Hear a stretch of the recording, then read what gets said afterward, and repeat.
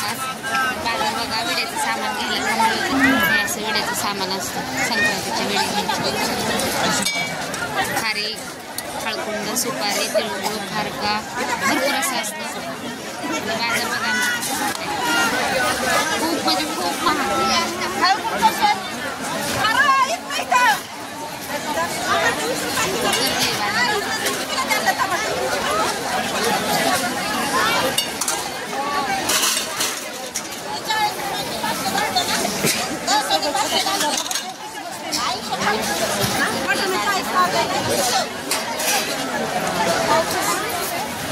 काही घ्यावं काय खावं काय कळत नाही. का असा बाजार घेतलाय मी. झालाय बाजार. पाट्या वगैरे आहेत वगैरे गर्दी झाली. आता घरी जायचं. माझा बाजार सगळा झालाय. काही नाही चला मग निघायचंय आता आपल्याला. तर आले मी घरी बाजार घेऊन. इतकी गर्दी त्या बाजारात. अरे बाप, गर्दी त्या बाजारात. बापरे, चक्कर यायची बारी आली त्या बाजारात. एवढी गर्दी होती आज.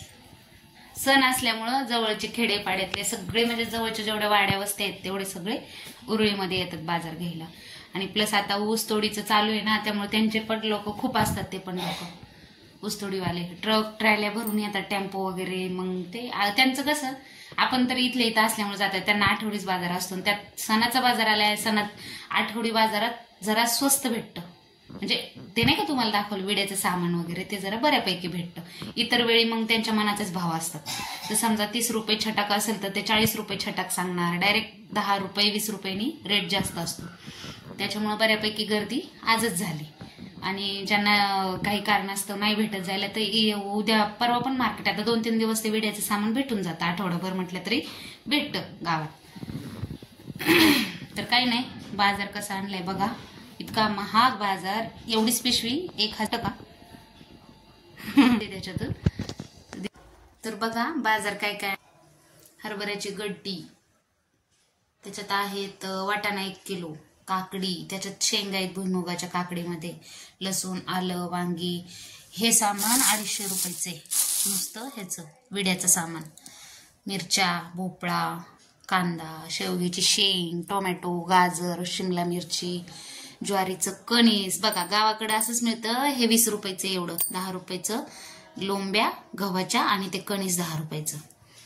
कोथिंबीर 20 रुपयाची कोथिंबीर. ही चाकोताची भाजी नुसती 20 रुपयाची. एरवी तिला कोण विचारत नाही, पण आज ती 20 रुपयाला. भेंडी, बटाटा, आणि हे मिक्स आहेत सगळं. घेवडा, पावटा, वाल, हे सगळं मिक्स आणलं. आता त्याचं वाण तयार करायचंय ना, त्याच्यामुळं याच्यात मिरची ते आहे. असं बाजार. त्याला गेल्यात किती माहिती का, 900 रुपये. 900 रुपये. पाटलांनी 1000 रुपये दिले त्या सणाचा बाजार म्हणून, तर 900 रुपये गेले. कसंही पण काय करतात, सणवार कधीतरी येतात. तरी त्याच्यात बांगड्या नाही, हसूला असं काही नाही. म्हणजे बांगड्या मी स्वतःच भरते. हो, काचेच्या बांगड्यांचा व्यवसाय माझा. मी घरगुतीच बांगड्या पण भरते, ब्लाऊज पण शिवते. तर चला तर मग हॅपी संक्रांत सगळ्यांना.